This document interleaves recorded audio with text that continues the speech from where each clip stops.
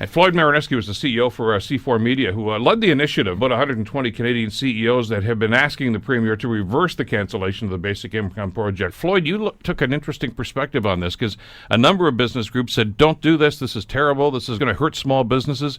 You have a much different attitude. That's ridiculous. How could it hurt small businesses? What could be more pro-business than in preserving and enhancing your customer base? When people who have less, they spend more proportionally of what they have. And we are facing an economy right now that frankly is leaving half the population behind. We're seeing a slow erosion of the middle class due to 40 years of automation and globalization. We're seeing experts predicting potentially up to half of all jobs being lost in the next 10 to 15 years because of increases of automation. One of the main reasons the CEOs are interested in this is because they want to preserve the economy. They want to preserve the middle class.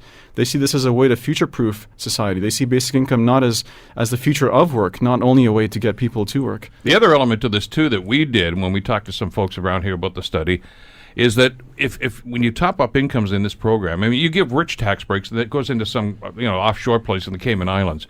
These people spend money locally. Exactly. I mean, they use the money. They go shopping. They buy groceries. They buy clothing that maybe they couldn't and there's afford before. unequivocal evidence of this. So for those who aren't familiar with it, the Canada Child Benefit pays up to $547 a month, I think it is, per child for the poorest of families.